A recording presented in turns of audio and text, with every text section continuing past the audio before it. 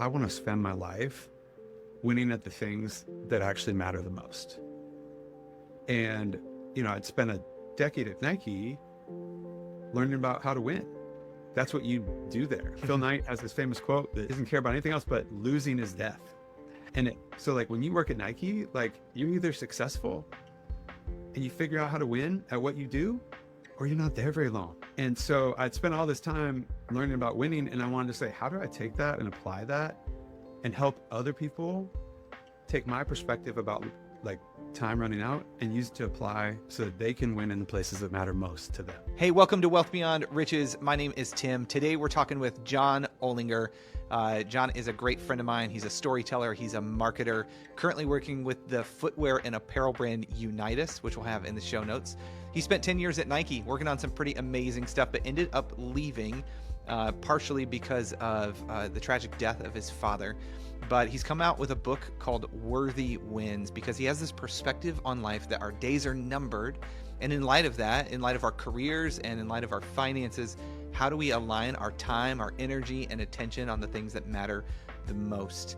The book was not like, hey, I'm going to sit down and write a book, but it started as just almost a cathartic email list that grew over time, and it transformed into a book. So you're going to hear that whole story. You're going to hear ways to make your life 1% better by spending your time, energy, and attention on the things that matter the most. And that starts with having a meaningful story. So if none of that made sense, keep listening, and John is going to unpack it for you. This is going to be good. So, John, you were at Nike for about 10 years. Tell me about just getting to Nike and desiring that dream job and kind of how you ended up there and what you did while you were there.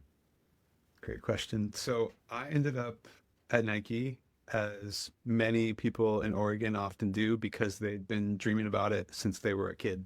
Yeah. So for me, when I was a kid, the stories that Nike told about athletes had a huge impact on me. They impacted my athletic life. Ultimately, they inspired me to go try to chase bigger dreams around sport than I would have come to on my own. And so I was a kid growing up like 45 minutes or an hour or so away from the world headquarters for Nike. And as I got older, I got chances to go to campus and go check it out and catch more of the dream. And as I entered college and beyond, I kept being drawn back to want to work there because ultimately I really wanted to do what had been done for me.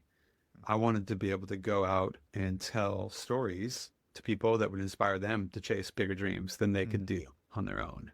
Wow. And the long and short of my journey is I went to college, played basketball for a couple of years over in Europe.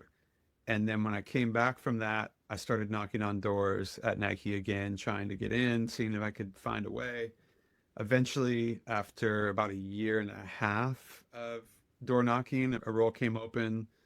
My friend had got promoted. He let me know his role was coming open, and I got to go interview for that job and got it offered to me. And so my first role was in social media for Nike basketball. And at that point in time, Instagram was pretty new, Twitter was pretty new. Facebook had been around for, I don't know, 5 or 6 years, but generally speaking, social media was in a very infant stage. And I was really fortunate to get to be in that world at Nike at a time where digital marketing was really starting to take off and really have such a huge impact on the business and ultimately, obviously, on our world. So there was a little bit of, it seems like, confluence of events in the world of you just happened to be, you did the hard work to get in the door and stuff like that. You had somebody help you intro you in, but then also just the change that was happening in the world. Like you were in the kind of right spot at right time to launch a career into the digital space.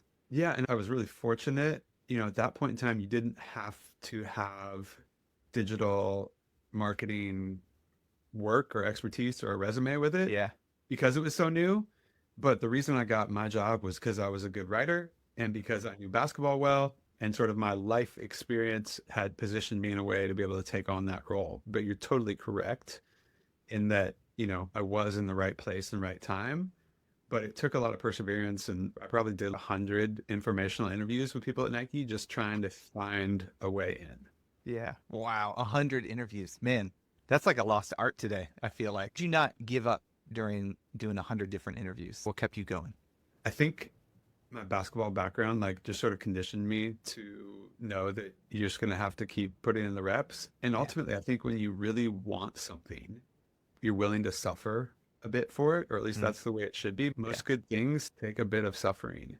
Mm. And every once in a while you get something really good that just comes to you without much work, but ultimately, like, the best and most meaningful things are going to require sacrifice and huge efforts. And so in that case, I knew that I really wanted to go tell stories to people and impact their lives through the lens of what Nike could do. And so I was willing to just keep knocking. And there was going to come a point in time where I would have to say, "Hey, I've given it a go and I got to move on." Yeah. And I really came to that as I was getting the job